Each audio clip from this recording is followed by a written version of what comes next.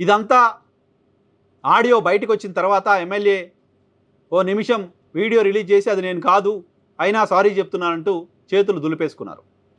చేతులు దులిపేసుకున్న ఆ MLA call list, ఎమ్మెల్యేతో మాట్లాడిన వ్యక్తి కాల్ లిస్టు చూస్తే అర్థమవుతుంది.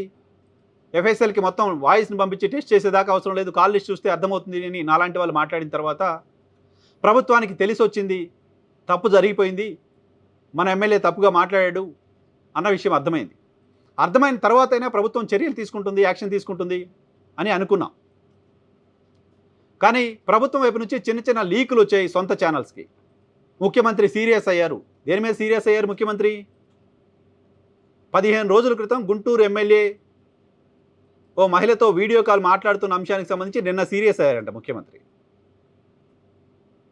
అనంతపురం ఎమ్మెల్యే పైన కూడా నిన్న సీరియస్ అయ్యారట. 4-5 ఇష్యూస్ కలిపి, 4-5 ఎమ్మెల్యేల పైన కలిపి, వాళ్ళకి సంబంధించిన మొత్తం వ్యవహారాలను కలిపి నిన్న ముఖ్యమంత్రి సీరియస్ అయ్యారట. ఒక లీకులు ఇస్తారా? నారా లోకేష్ మాతృమూర్తికి జరిగిన అవమానం, జూనియర్ ఎన్టీఆర్ మాతృమూర్తికి జరిగిన అవమానం ఒకటి కాదా? నారా లోకేష్ అమ్మ, జూనియర్ అమ్మ కాదా?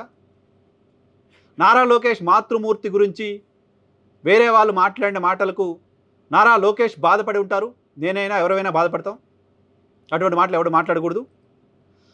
ఆ నారా లోకేష్ మాతృమూర్తి రాష్ట్రం అంతా తిరిగి నాకు అన్యాయం జరిగింది అంటూ మాట్లాడారు.